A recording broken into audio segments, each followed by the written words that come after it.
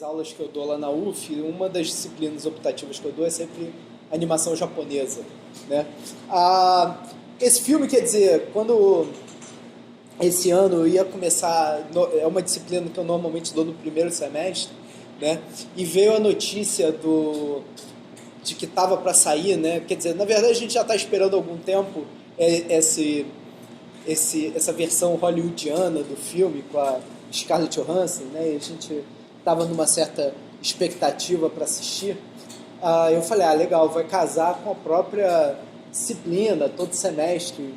O Ghost in the Shell é um dos filmes, até que normalmente é o filme que eu elejo para começar o ciclo de filmes que a gente assiste, com debate depois, lá entre os alunos, né? Normalmente a gente começa, eu sigo mais ou menos uma linha do tempo, mas normalmente ou a gente começa com Ghost in the Shell ou com Akira, e normalmente é com Ghost in the Shell mesmo, pela questão da representatividade dele, dentro de uma série de questões que vão aparecer nos animes de um modo geral, né? Que principalmente os animes que a gente assiste nessa disciplina que eu ofereço, que são os animes que têm uma temática mais relacionada normalmente com a ficção científica, que é uma temática que acaba aparecendo de maneira bastante recorrente nas animações japonesas. Essa disciplina que eu dou aula lá na UF, ela é engraçada, que ela acabou de certo modo nascendo da mostra, né, que o Jansen foi curador em 2011 na Caixa Econômica, na Caixa Cultural no centro da cidade, que era uma mostra que pegava o trabalho do Otomo, do Satoshi Kon e do Miyazaki, né, que foi, enfim... Com parênteses do Takahata, né?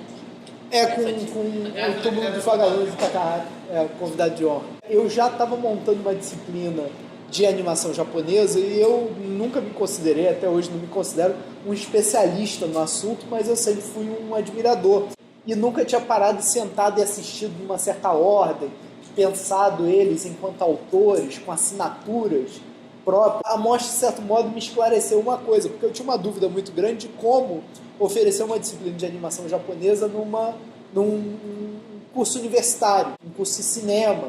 Os alunos na época me mostraram um vídeo de 2 garotos brigando e rolando no chão, isso é coisa do YouTube, né?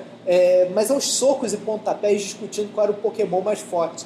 Eu falei, olha, se acontece isso numa aula minha, eu acho que eu pego meu chapéu e saio da universidade, porque eu acho que ia ser o fundo do poço. Tudo bem, vamos analisar os filmes, vamos analisar a animação japonesa, mas talvez seja legal a gente começar pelos cânones, né? Começar pelos grandes marcos da animação japonesa, que são o trabalho do Otomo, o trabalho do Satoshi Kon, ainda que seja um pouco mais recente, o trabalho do Oshii, o trabalho do Miyazaki, o trabalho do Takahata. A gente tem vários autores, né, que seriam os ilustres, até porque eles estão trabalhando com cinema. É muito diferente de trabalhar para TV. Você tem um pouco mais de prazo, mesmo sendo japonês. O japonês vai fazer um longa como esse, às vezes, em 1 ano, né? O que é uma coisa, pra gente que trabalha com animação, eu trabalhei com animação, o Jansen trabalhou com animação, é uma coisa surreal você fazer um longa-metragem em 1 ano, né? O americano, quando faz um filme de animação, ele fica 4 anos fazendo. Que bom, Era do Gelo foi um sucesso. Vamos fazer uma sequência, aproveitar que todo mundo está muito familiarizado com os personagens. 4 anos depois, sai a sequência. Né? Nunca sai de pronto. Você leva 4 anos, você tem que pré-produzir, tem que pesquisar, tem que estar sempre evoluindo em relação ao filme anterior. Você não pode ficar parado no tempo.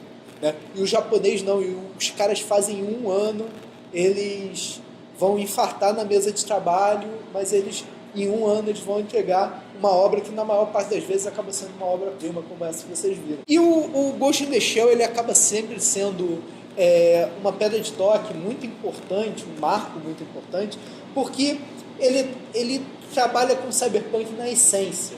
Né? Eu pergunto aqui se algum de vocês não viu, por exemplo, Matrix. Alguém aqui não viu Matrix? Não viu Matrix de verdade? Você não está levantando a mão só para ser o diferentão? Tudo bem, eu acredito. Tá? Mas vocês reparem, uma pessoa, né? Praticamente todo mundo viu Matrix. Matrix, quando os realizadores do Matrix foram vender a ideia, diz a lenda, né, que eles mostraram o Ghost in the Shell e falaram, olha, a gente quer fazer algo parecido, só com pessoas, tá? E ainda que isso é assumido da parte deles, né? Ainda que a história do Matrix seja diferente do Ghost in the Shell, eu costumo brincar que Matrix é a melhor adaptação do Ghost in the Shell para o cinema americano que existe, porque discussões um pouco diferentes, formato um pouco diferente, o americano é muito mais histriônico do que o japonês, vocês vão ver que tanto na forma, tanto na mise-en-scène, na arte do filme, quanto até mesmo numa tentativa de, por trás de um filme de ação, de um filme que tem ali nuances de noir, um filme que tem muito cyberpunk, né? Você tem questões filosóficas, questões relacionadas à própria questão da identidade do ser humano representadas no Matrix, do mesmo modo que você tem questões diferentes, mas também relacionadas à identidade, trabalhadas no Ghost in the Shell. Né? Isso é muito bacana da gente ver. Quando a gente pega o Ghost in the Shell para analisar, a gente percebe, na verdade, que se por um lado ele vai influenciar, né, os Wachowski a fazer o Matrix, ou outros diretores que vão se render homenagem, como o próprio James Cameron vai elogiar muito esse filme quando ele quando ele fala de animação japonesa. Tem alguns filmes que ele cita, esse é um deles que serve como referência para o trabalho dele. Ao mesmo tempo, o Ghost in the Shell ele vem de uma cadeia de referências também, em que ele vai se referenciar diretamente, por exemplo, ao sucesso que foi no mundo, né? O sucesso cult, não foi nem sucesso de bilheteria, mas um sucesso cult que foi o próprio Akira antes dele, né? Akira não é exatamente cyberpunk, mas ele já aponta ali para o cyberpunk, ele já traz questões de cyberpunk. Akira é muito representativo do que é a ficção científica japonesa, né?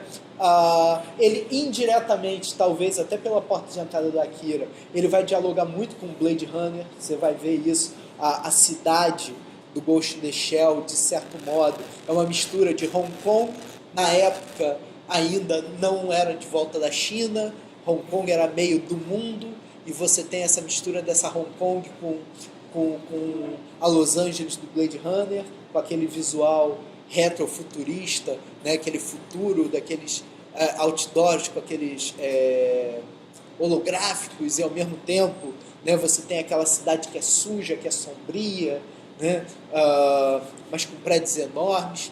Você vai ter ali referências, inclusive foram referências do próprio Otomo, quando ele vai fazer o Akira, como por exemplo a referência ao Bonnie e Clyde, quando você faz o uso da violência nos filmes, né? Eu ouço muito dizer isso, não, porque o filme japonês é muito violento, muito sangue, muito tiro. Começa, primeira cena começa e explode a cabeça do cara ali, como é que pode, né? O Akira também, né? O rapaz lá, o revolucionário lá tá levando... Não. Eu esqueci o nome dele sempre. Mas enfim... Kaneda? Não é o Kaneda. Logo no início do filme, o cara é metralhado, ele vira um purê vermelho. O japonês, ele acaba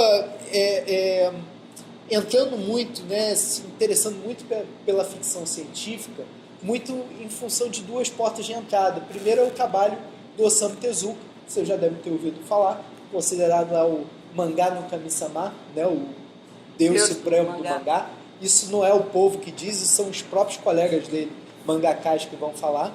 E o Tezuka, ele é um grande apaixonado, em primeiro lugar, pelo cinema americano, em segundo lugar, né, pela ficção científica. Ele vai, inclusive, inscrever as histórias dele em prêmios literários de ficção científica. E isso vai aproximar ele cada vez mais da ficção científica. Talvez um dos trabalhos mais conhecidos do Tezuka, que é o Astro Boy, é justamente uma ficção científica que você está trabalhando numa sociedade do futuro em que você está protagonista é um robô, né?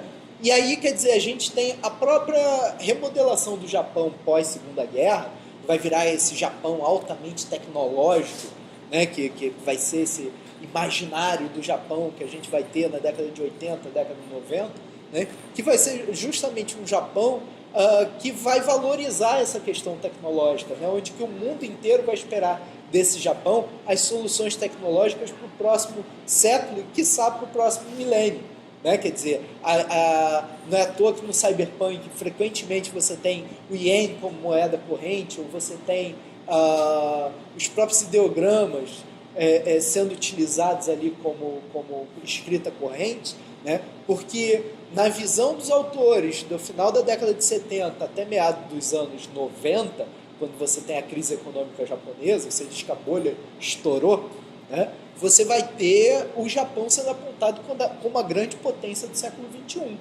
Né? A potência da propriedade intelectual, a potência da tecnologia. Então isso vai rodar no imaginário, né, do japonês, enfim, do mundo todo.